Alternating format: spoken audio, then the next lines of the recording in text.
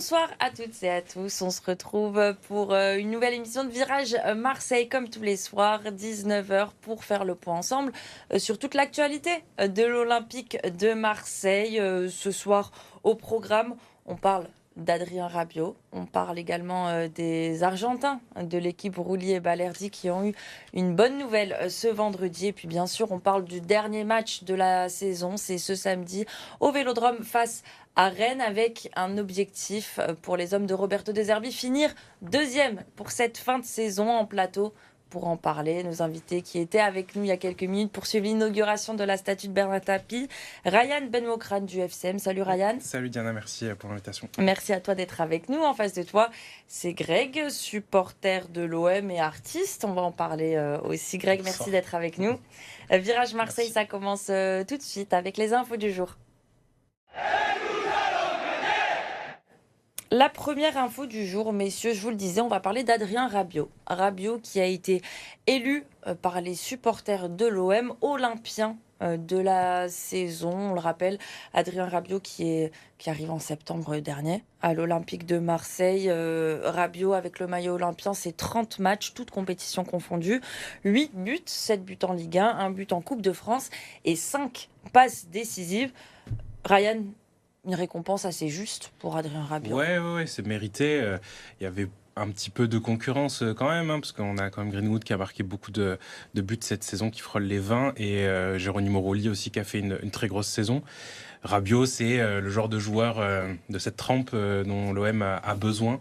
Un vrai leader offensif, même défensif, vraiment qui a apporté beaucoup de sérénité au milieu de terrain. C'est le joueur qui va jamais faire un match en dessous de 6 sur 10. Donc c'est largement mérité, un très grand joueur à l'OM. Greg, c'est vrai que quand il arrive, Adrien Rabiot, on se pose quand même la question, vrai Titi parisien, Adrien Rabiot, et finalement, on le sent marseillais maintenant, on voit qu'il s'est très vite adapté, et on voit que les supporters l'adorent aujourd'hui, et que lui adore Marseille. On sent qu'il est impliqué, on sent qu'il est concerné par le projet du club. On sent qu'il y a une volonté de construire quelque chose. Et je pense que c'est mérité qu'il soit olympien de la saison. On est obligé de se projeter pour la saison prochaine, par les mercatos. Ça doit être une priorité de garder Adrien Rabiot la semaine prochaine. La saison prochaine. Oui, bien sûr, ça doit être une priorité parce que c'est ce genre de joueur qui va amener d'autres joueurs.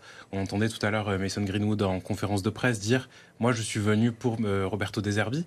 Je suis sûr qu'il y a des joueurs qui vont venir parce que ils se disent « Bon, si Adrien Rabiot est là et qu'il courra à ce projet et qu'il reste », ça peut me donner aussi envie d'y aller. Donc oui, c'est très important de construire autour de lui, de voir un peu aussi dans quelle position lui va vouloir évoluer. Donc ouais, c'est une des priorités, je pense, de garder ce joueur. En plus, lui-même l'a dit, jouer la Ligue des Champions, c'était son objectif. Donc on s'imagine qu'il puisse rester Adrien Rabiot, Greg. J'espère qu'il restera parce que c'est vraiment un joueur de classe internationale. Donc il faut construire...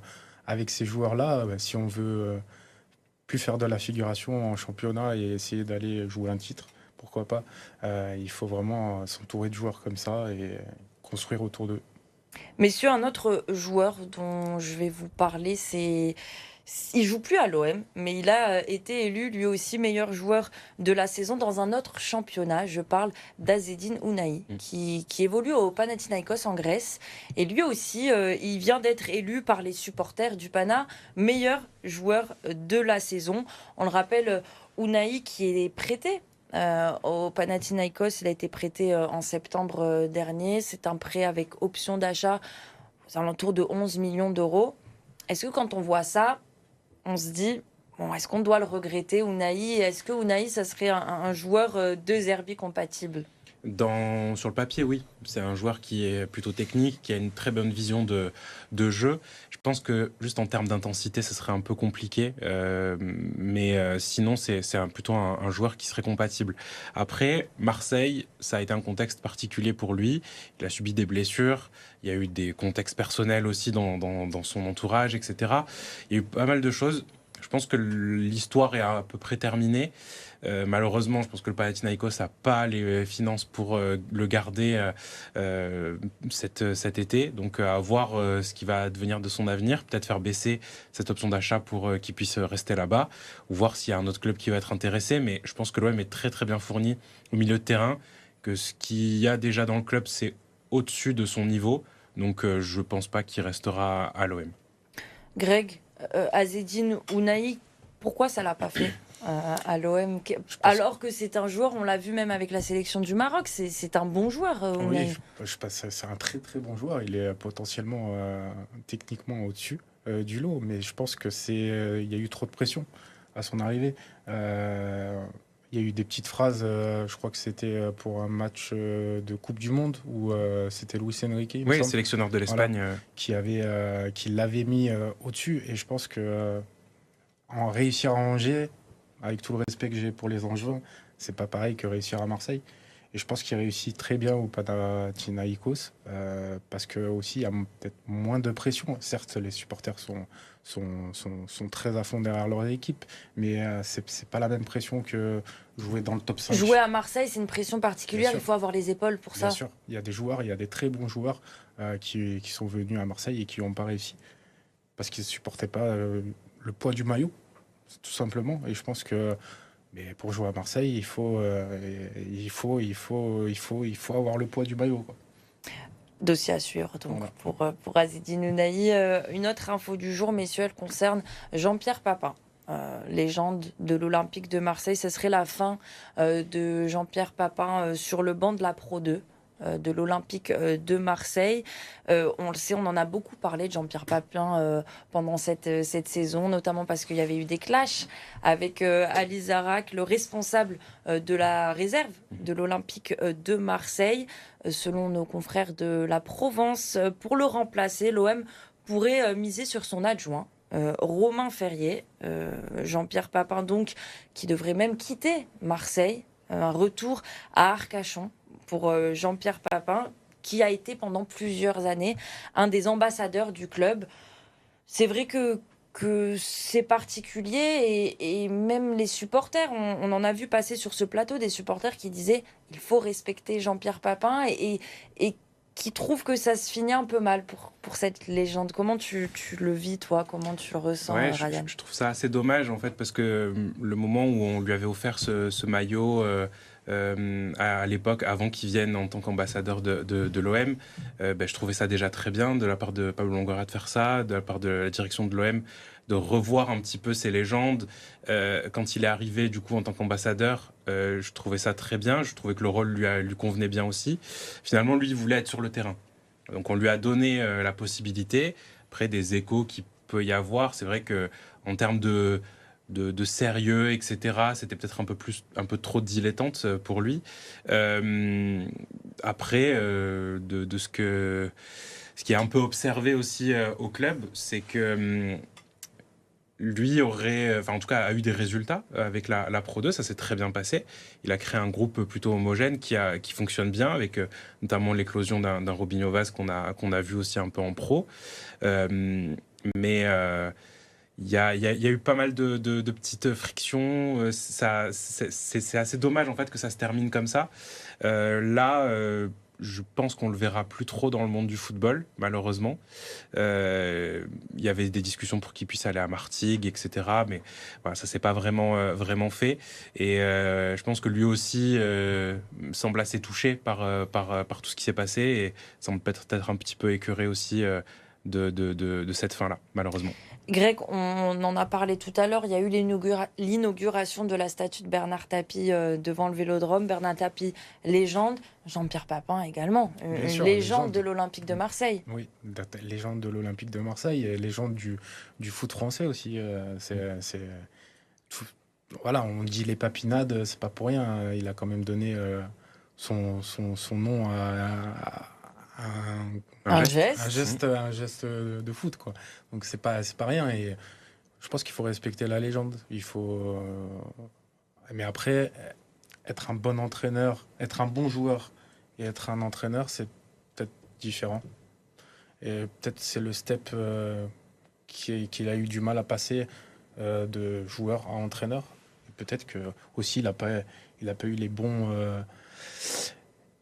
choses pour faire son travail, on ne sait pas. Donc à voir. Après, si c'est Romain qui prend la suite, il connaît bien le groupe, il connaît bien le club. Donc à voir comment ça se goupille la saison prochaine. Il y a une petite frustration de sa part aussi de ne pas avoir eu le groupe quand il y a eu des changements d'entraîneur. On ne lui a pas trop laissé cette place-là. Et donc, c'est peut-être aussi ça qui explique tout ça. Après, moi, j'étais entraîneur de foot et je sais que c'est difficile de laisser ses joueurs à quelqu'un d'autre.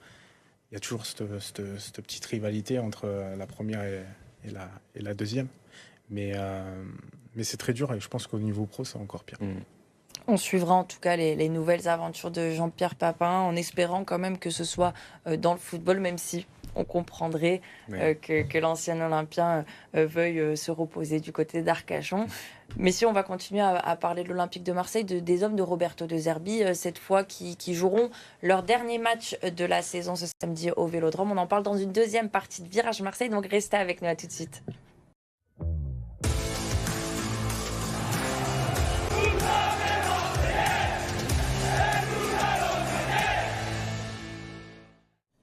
On se retrouve dans une deuxième partie de Virage Marseille avant de parler du dernier match de la saison qui opposera l'Olympique de Marseille à Rennes ce samedi au Vélodrome. Une dernière info, messieurs, elle concerne les deux Argentins de cette équipe de Roberto De Zerbi, Geronimo Rulli et Leonardo Balerdi, récompensés avec l'Argentine. Les deux joueurs sont retenus pour jouer les qualifs du mondial 2026. On parle là de 2 prochains matchs.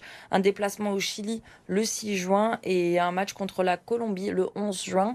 On voit la liste qui s'affiche avec un retour également, celui de Léo Messi dans cette liste de la sélection de l'Argentine. Ryan, rapidement, Rulli, Balerdi, on sent que entre dans une nouvelle dimension et c'est surtout un plus d'évoluer avec des champions du monde et notamment avec Léo Messi. Ah oui, carrément. Puis je pense qu'il va encore récupérer un peu plus et s'imprégner un peu plus de cette fameuse grinta dont on parle souvent. Donc qu'il puisse s'en imprégner, c'est très bien. Qu'il puisse évoluer avec de grands joueurs. On a par exemple Rodrigo de Paul. Il y a pas mal de bons milieux de terrain aussi. On sait que lui, il a une très bonne relance. Ça peut aussi l'aider. Jouer aussi dans un système un peu différent, c'est toujours important aussi pour l'intelligence tactique.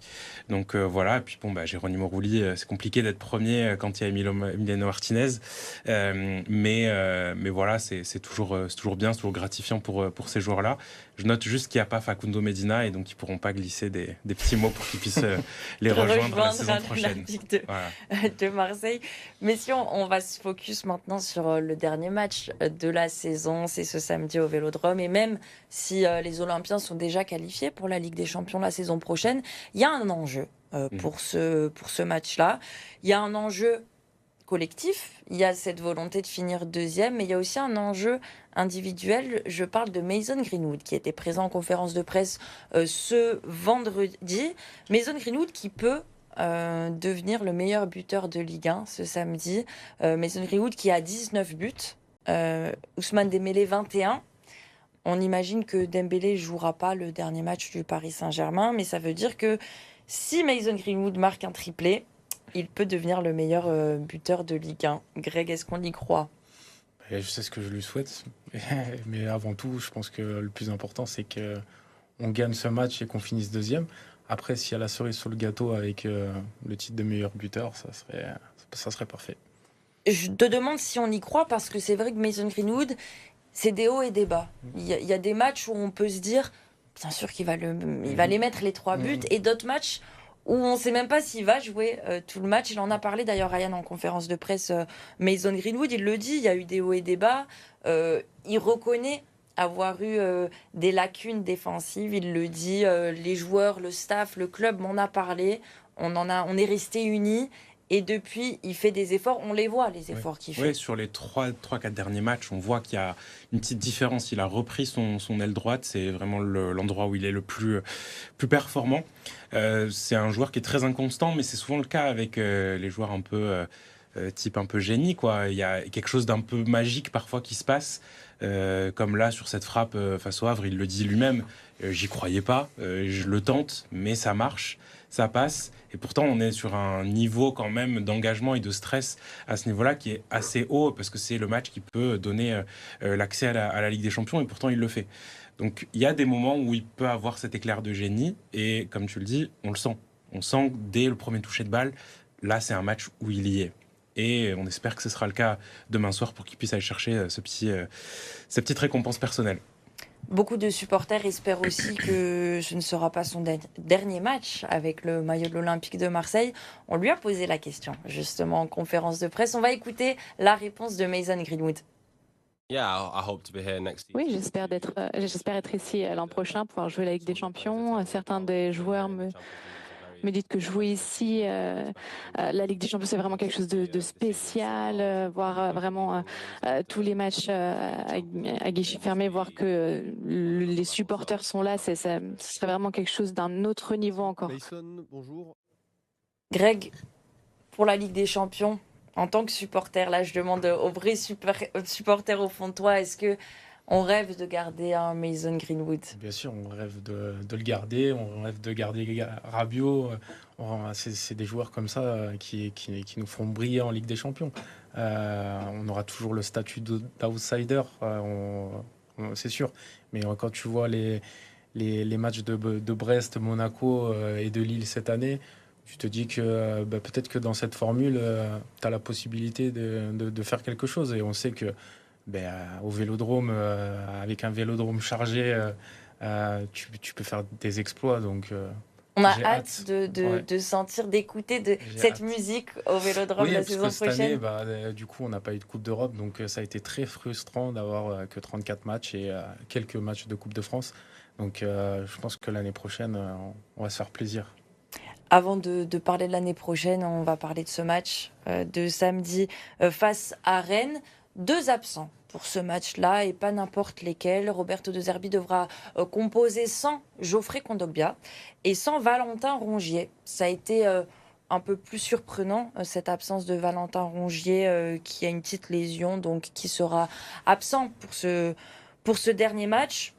Est-ce que c'est un gros coup dur, je le mets entre guillemets, parce que c'est vrai qu'il y a une profondeur de banc, mais c'est vrai qu'un Valentin Rongier il nous a montré de belles choses dernièrement quand on compare à un Ismaël Bennacer qui est lui beaucoup moins constant. Oui, qui était moins en forme. On a appris du coup que Rongier avait joué sur les 2 derniers matchs blessé et on a vu les performances qu'il a pu réaliser. Après, voilà, voir un Bennacer commencer le match contre un Rennes qui n'est pas si en forme que ça peut aussi faire le travail. Pour Kondogbia, je suis un petit peu moins alarmé parce que là, le système a rechangé un petit peu.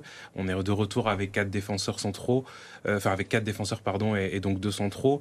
Il y a cette profondeur de banc, donc je ne suis pas forcément inquiet. Puis c'est Mais ce dernier match. Pour remplacer Kondogbia aux côtés de Balerdi, tu choisis un Derek Cornelius? Ce serait le plus logique. Après, c'est sûr que du coup, sur le côté gauche, entre Merlin et Ulysse Garcia, va falloir trancher aussi parce qu'il faut apporter un petit peu de vitesse, sachant que Derek Cornelius est assez lent. Donc voilà, il va falloir un peu composer avec tout ça. Luis Felipe qui est toujours pas à 100% et qui pourra pas forcément jouer l'intégralité du match. S'il en joue quelques minutes, ce serait déjà bien. Donc voilà, oui, Cornelius, ça me paraît plus logique. On va écouter Roberto De Zerbi qui était lui aussi présent en conférence de presse ce vendredi. Et lui, il nous parle de cette équipe de Rennes parce que c'est vrai qu'il y a eu un état de forme de l'Olympique de Marseille. Rennes qui n'a pas grand-chose à jouer pour ce dernier match, mais qui peut être dangereuse. Cette équipe, on l'écoute Roberto De Zerbi, on en parle juste après. En train de faire de bonnes choses, c'est une équipe qui alterne un peu, parfois ils jouent à 5, parfois à 4 derrière. Ils sont agressifs, ils proposent du jeu, ils pressent aussi un contre un. Je pense qu'ils ont fait de bonnes choses, c'est une bonne équipe. Donc je tiens à le féliciter, mais par rapport à cette question, qu'est-ce que vous avez appris cette saison? J'ai appris que la Ligue 1, c'est pas une promenade de santé. Il y a des entraîneurs forts en Ligue 1. Et quand vous m'avez posé la question la dernière fois sur les 5 coachs qui avaient été nominés pour le meilleur entraîneur, pas seulement l'entraîneur de Rennes est fort, mais c'est un championnat difficile. De bons joueurs bien entraînés et des équipes bien organisées. Cette équipe de Rennes, il y a un joueur particulièrement que les Olympiens connaissent très bien, c'est Steve Mandanda, qui pourrait jouer ce match peut-être quelques minutes. On ne sait pas encore si ce sera le dernier match de la carrière de l'ancien gardien olympien, mais c'est vrai que ça serait finalement une bonne fin, un beau signal. Et finalement, le hasard ferait bien les choses de voir Mandanda finir sa carrière au Vélodrome, même avec un autre maillot, mais au Vel. C'est sûr que ça serait bien pour lui et ça serait bien aussi pour nous parce que voilà, c'est une légende. On parlait de légende tout à l'heure. Mandanda, ça reste dans la catégorie légende. Hein. Je crois que c'est le joueur le plus capé. Voilà, le joueur le plus capé du club. Voilà, c'est un monsieur. Et les supporters, si c'est le cas, les supporters, ils lui réserveront un bel accueil. Ça n'a jamais été. Il n'y a pas d'animosité. Il n'est pas parti dans un autre club.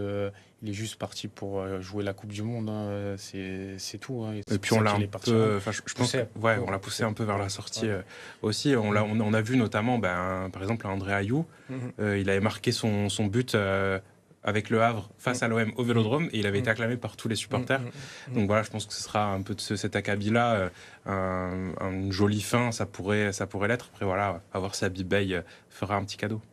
On verra ça au Vélodrome en espérant peut-être entendre des supporters chanter El Phénoméno au stade. De voir avec Mandanda sur le terrain, peut-être ce serait un beau clin d'œil. Greg, une dernière question pour toi parce que c'est vrai que dernièrement ça a bien bougé pour toi. Tu es artiste, tu avais fait une toile, tu étais venu sur ce plateau justement pour parler de cette toile qui représentait 1899 supporters de l'OM. Cette toile qui est au Vélodrome. Exactement, depuis tout à l'heure, là, j'y suis allé à 15h. C'est un aboutissement incroyable. Jamais j'aurais pensé vivre ça dans ma vie. Et je me dis que voilà, ma petite pierre à l'édifice, j'ai marqué à ma manière l'histoire de mon club que j'aime et qui compte pour moi. Et franchement, c'est le plus beau des cadeaux d'être allé au Vélodrome aujourd'hui avec cette toile. Elle va rester au Vel, la toile? Oui. Les supporters peuvent la voir? Voilà, vous pourrez la visiter avant à partir du 21 juillet, parce que là, il y a les concerts de Jules, Alonso et Chiran. Voilà, ouais. Et du coup, ensuite, elle sera présente lors de l'OM Tour pour les personnes qui veulent aller la visiter. Eh bien, trop bien. Merci Greg. Est-ce que tu as un nouveau projet? Et t'es pas venu les mains vides aussi? Je suis pas venu les mains vides. Du coup, voilà, un petit cadeau format affiche où il y a ton prénom dessus. Donc voilà, je voulais. Comme ça, vous pouvez le mettre. Beaucoup. Voilà. On va le garder. On aura le petit format. Elle est beaucoup plus grande, la toile qui est au Vélodrome, et on aura le petit format, voilà, vous le voyez, avec les prénoms gravés de 1899 supporters de l'OM. Merci beaucoup, Greg. Merci à vous. Franchement, je suis trop contente. On va bien finir la saison. J'espère que ça va nous porter chance pour le match de ce samedi. Ryan, merci à toi d'avoir participé à cette émission. Messieurs, juste avant de se quitter, c'est vendredi, prono pour le match face à Rennes, rapidement. Et 2-1 pour l'OM. 2-1 pour l'OM, Greg. 3-1. Victoire, en tout cas, assez confiant. Merci Ryan, merci Greg d'avoir participé à Virage Marseille. Merci à vous de nous avoir suivis sur BFM Marseille-Provence. Et puis on se donne rendez-vous samedi pour une soirée spéciale à partir de 20h. On vous fait vivre toutes les rencontres de Ligue 1 sur les chaînes BFM locales, un multiplex comme ça. Vous pourrez suivre minute par minute ce qui se passe avec cette course à la 2e place. Rendez-vous samedi à 20h.